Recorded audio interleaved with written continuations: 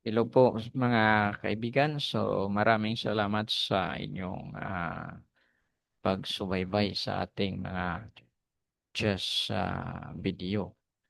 So ang ating lesson po ngayon, ito po yung tinatawag na minor piece in game. So ito po yung two bishops in game or tinatawag na bishop pair.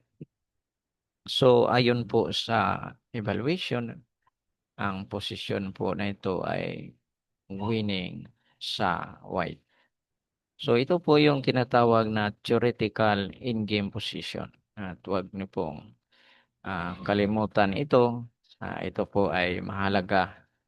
Napakagandang in-game position po ito na dapat nyong pag-aralan. So ipapakita ko po sa inyo ang tinatawag na chess in-game strategy. So ang strategy po ay napaka-importante po dito mula po sa opening, middle game hanggang end game ay hindi po nagbabago. Kailangan mayroon po tayong strategy or mayroon po tayong ginagawang plano para mabuo nyo ang iyong gagawin. Kasi pag wala kayong strategy, so hindi nyo kumpleto kung ano yung dapat nyong gawin sa isang posisyon. Okay. So, sa opening ay mayroon pong chess strategy. Ang chess strategy ay kung ano yung variation na gagamitin mo at saka kung saan mo i-move yung pieces sa ana square. So, paano mag-control sa mga square? Yung ginagawa ng mga pieces. So, sa middle game, iba yung strategy. Ang strategy doon ay paano atakihin ang weak pawns, backward pawns, paano atakihin ang piyasa, paano mag-create ng mga open lines, paano mag-create ng mga weaknesses.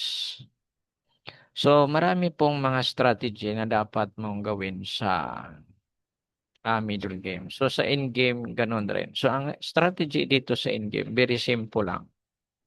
Atakin mo yung weak pawn. So, hanapin mo kung nasaan yung weak pawn and backward pawn. Atakin mo yung pawn hanggang mawin mo yung pawn. Try to win material. Pagkatapos, ang importante po dito sa endgame ay paano mag-create ng pass pawn. At pag mayroon ka ng pass pawn, so promote mo ah paano mag-win. So, yan po ang tinatawag na ah in-game strategy. Okay. So ito po yung position na two bishop versus knight and bishop. May winning advantage po dito pag marunong ka mag-play. So depende po minsan sa pawn structure at saka number of material. So tingnan niyo po ng mabuti.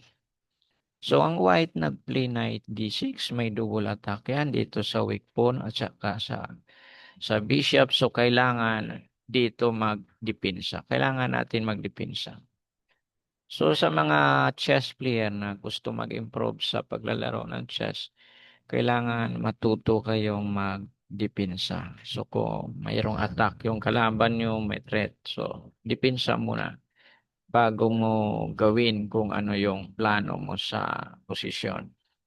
Okay, kumain siya dito, kontik spawn, may threat yan na double attack. So kailangan niyang i-move yung kanyang bishop or knight. Pagkatapos, ang ginawa dito ng white ay aatakihin niya yung pawns ng black sa queen side. So, pag na-win niya po, ito yung pawn sa queen side. Okay, so yan, nag-move siya F5. So, nagkaroon ng pass pawn sa center yung white. So, tumaas na yan yung advantage ng white. So, knight e-pawn. Okay, so hindi po natin kainin yung knight dahil ang ating ideas po dito ay i-maintain yung bishop here. So, i-control lang natin yung knight. King F7. So, dito, king bishop check, tapos bishop D5.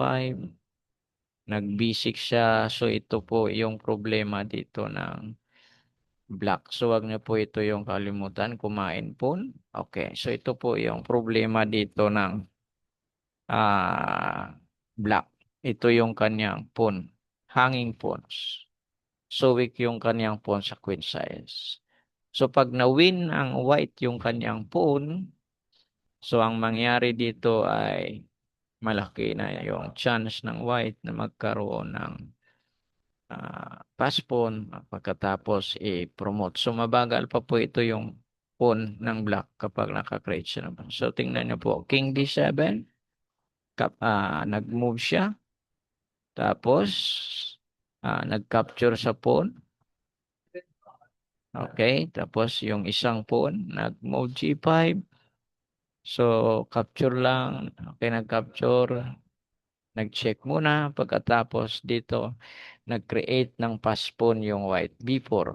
Okay, capture.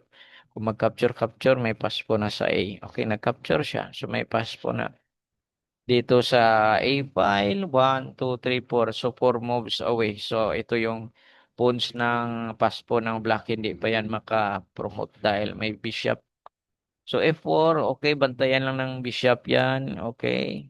F2. Okay, bishop G2. Abangan lang yan ng bishop. Move ka. Okay. So, nag-resign na dito yung black dahil hindi na kaya pigilan yung pass pawn. So, yan po ang ideas paano po maglaro ng minor piece in game.